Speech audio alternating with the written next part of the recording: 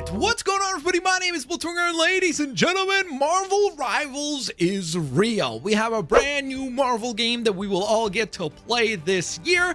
Yes, you heard me correctly, but we're breaking down all the details and literally everything that you need to know about the game in this very video. And if you guys do find the video enjoyable and informative, please take a quick moment and leave a like here on YouTube. It really does help out a ton. And with that in mind, let's dive on in. So the first question is obviously a natural one, and that is, what the heck is Marvel Rivals? Well, essentially it is a 6 versus 6 hero shooter PvP game. Now, obviously, if you play these types of games, you'll immediately think of something like Overwatch or maybe Paladins, which, yes, this is essentially if you took Overwatch and then you put in Paladins and then you sprinkled a little bit of the Marvel Universe up on top and blended it all together in a smoothie, you'd end up with Marvel Rivals, which, to be quite honest, sounds like a pretty good smoothie, because that sounds like a good combination of things to put together. Now, from a storyline perspective, it does sound like the game is almost going to be inspired by kind of a Secret Wars type idea, where essentially it's just a bunch of villains and heroes fighting, and their justification for it is because, well, two Dr. Dooms are trying to take over the world. In fact, they said the following on their official website. The merciless clash between the tyrannical dictator Dr. Doom and his future counterpart from the year 2099 has forced countless universes to collide in the time stream entanglement, creating new worlds and crises unknown. Now, superheroes and villains from across the multiverse must fight together and against one another as disparate groups each seek to best both Dooms before one achieves domination of these realities. Familiar faces become newfound foes, while former enemies become the greatest of allies in Marvel Rivals. So obviously the story is probably not going to be the reason why you're going to be playing this. Like, if you're the type of gamer that really enjoys video games mostly for the story, I think that this is one that you could skip. However, if you really enjoy PvP experiences and if you like the online competitiveness aspect, I think that this might be tailor-made for you. Now, I know you might be wondering, when will I actually get to play this game? Well, there's some good news on that front, because they will actually be hosting a closed alpha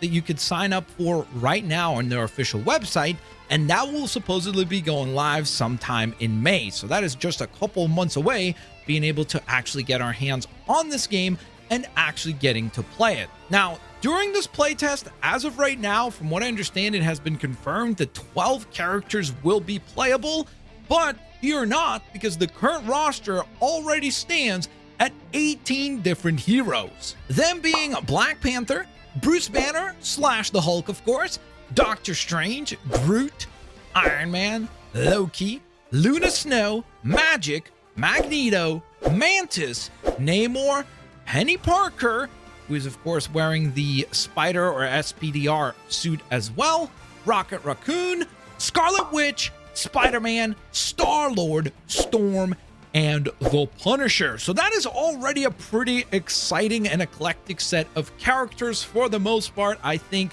that this is a really nice, I guess, starting point. It's kind of crazy to think that this game may very well launch with at least 18 characters right away.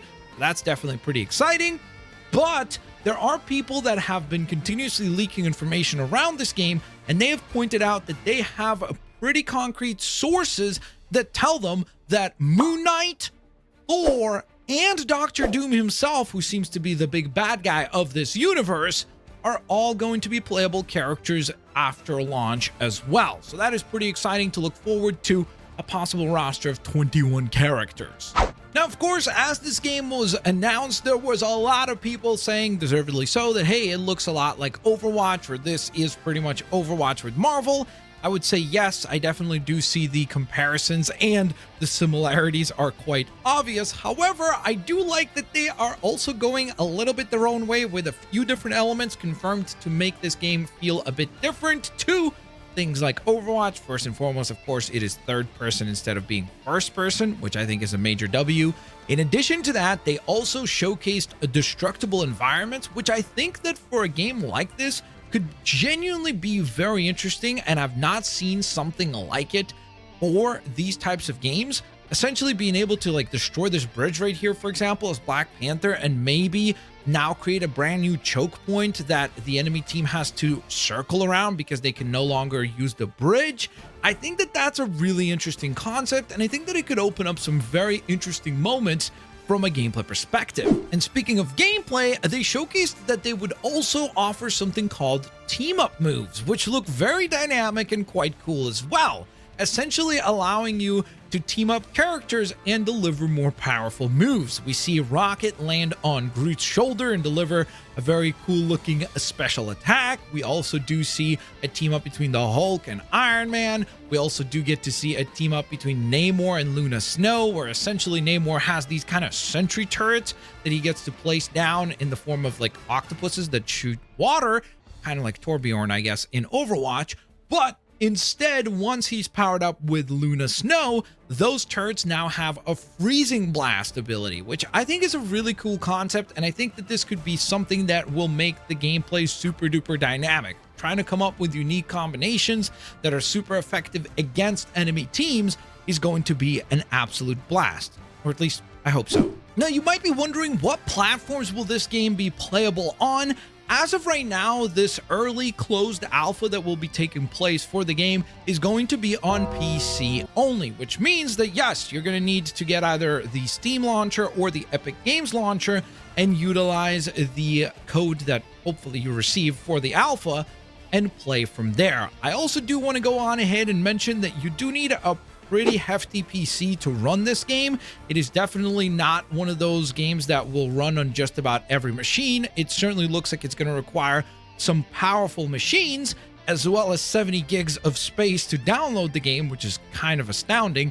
But in addition to that, of course, there's then discussion of, will the official game, the full release for the game, will it actually release on any other platform? As of right now, there's absolutely nothing official that the game will be available on anything except for the PC. So as of right now, that's the only platform of release.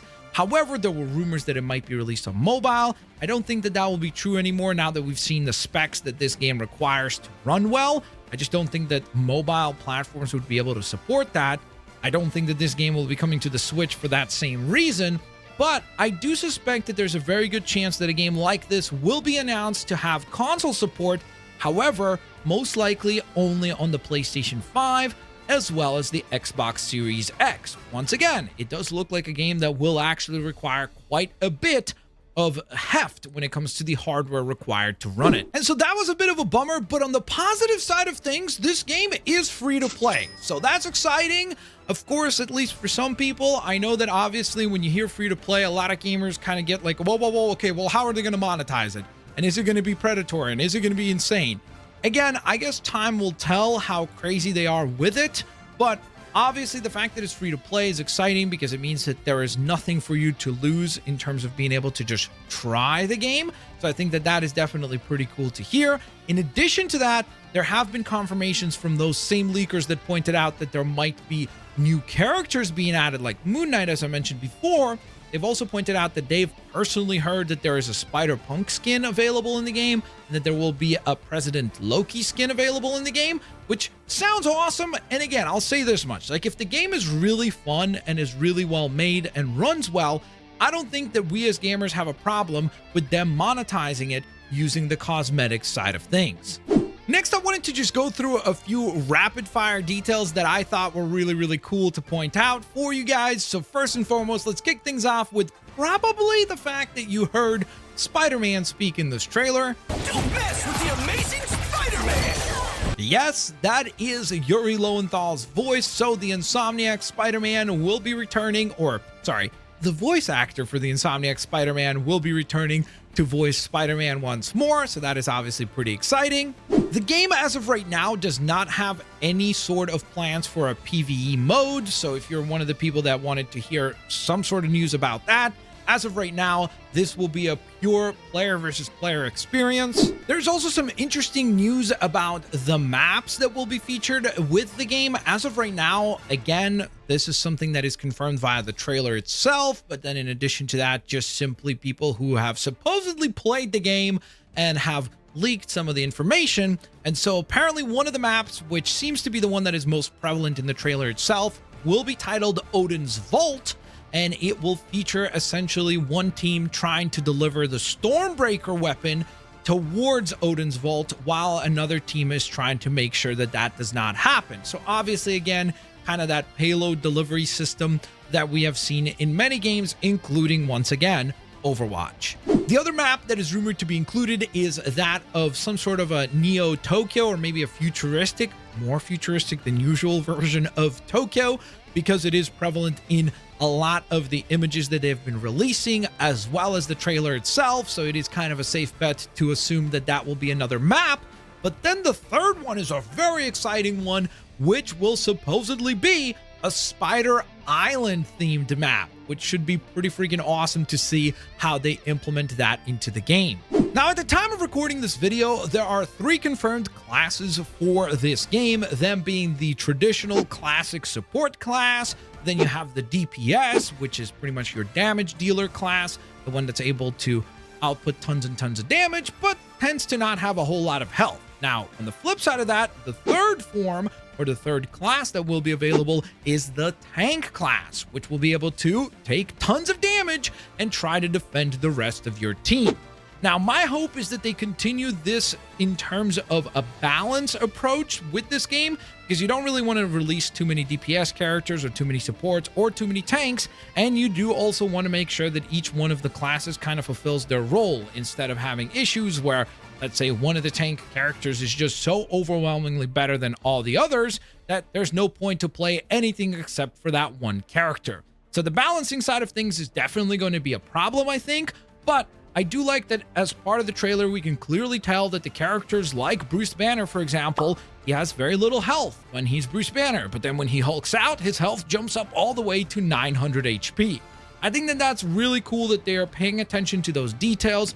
Hopefully they're smart with how they balance the game, and they learn from games like Overwatch so that we as players have the best possible experience. And the final piece of information that I wanted to point out is the fact that they seem to be committed to the idea that this game will have seasons and a huge roadmap after release, because on their official website, they say the following.